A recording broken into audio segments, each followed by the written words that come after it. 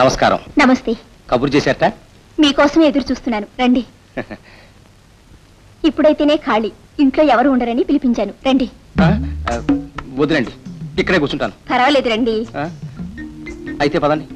మీరింతకు ముందు ఎప్పుడు మా ఇంటికి రాలేదు కదూ? లేదండి, ఇదే మొదటిసారి. మీ పేరు విని పిలిపించాను.